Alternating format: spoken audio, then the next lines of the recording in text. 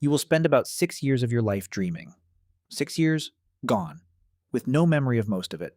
And every single human who has ever lived did the same thing, which means that somewhere out there, 30,000 years ago, somebody woke up in a cold cave having just had the strangest night of their life. So, what was actually in there? Because this is not just a nice question. We can get closer to the answer than you would expect. Start with the part that is not really in doubt. Dreaming is old, much older than us. Rapid eye movement sleep, the stage where the most vivid dreaming happens, shows up across mammals and birds. If you have ever watched a dog twitch its paws and make small noises in its sleep, you have watched something extremely close to what your brain does every night. That matters because it means dreaming was not invented by humans.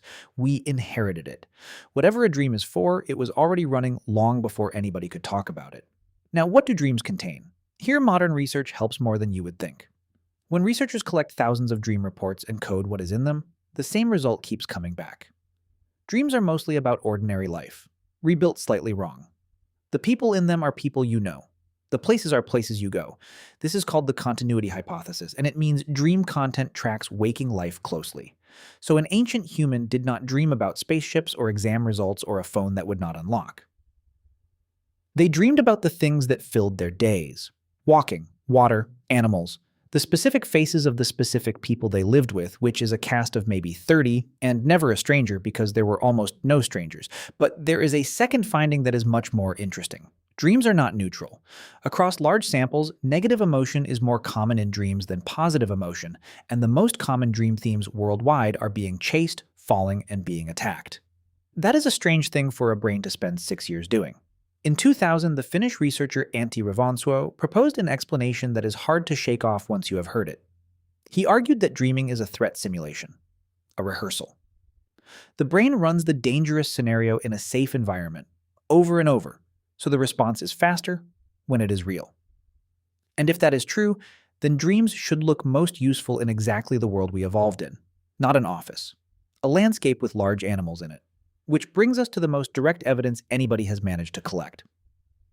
A research team led by David Sampson has spent years recording sleep and dreams in communities that still live as hunter-gatherers or forager horticulturalists, including the Hadza in Tanzania and the Bayaka in the Congo. In a study published in 2023, they compared those dream reports to dream reports from Western samples. The threats were there. People dreamed about danger, animals, illness, and death. But the endings were different. In the forager communities, dreams that started with threat very often resolved, and they resolved socially. Somebody helps, the group arrives. The problem is absorbed by other people.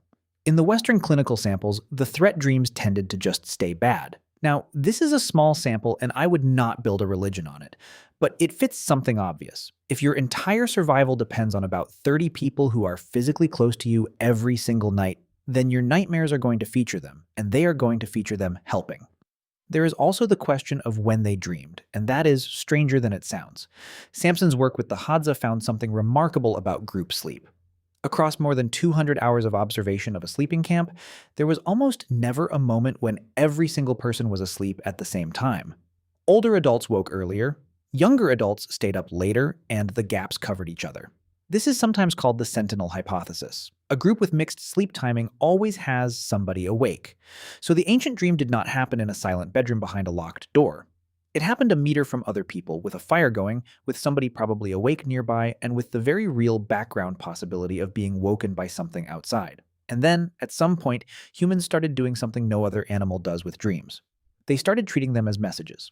The oldest written dreams we have are already interpretations. In the Epic of Gilgamesh, dreams are warnings that have to be read. In ancient Egypt, a papyrus now known as Chester Beatty III, copied around 3,200 years ago, is essentially a dream dictionary, with a list of dreams and what each one means, marked as good or bad.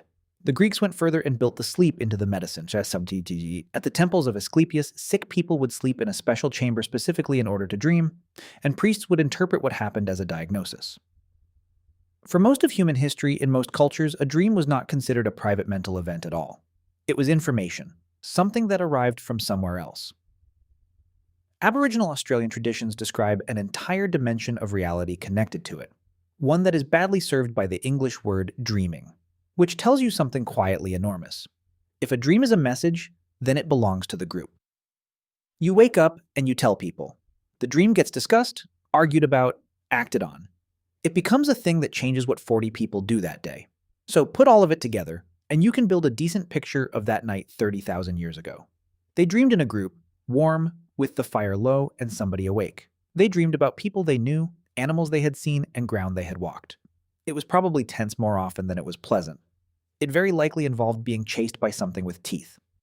And when it went badly, there is a decent chance somebody in the dream showed up to help. Then they woke up and told everyone about it, because it meant something.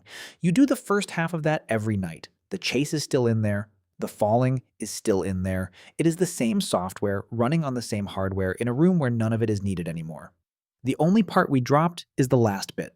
We stopped telling anyone.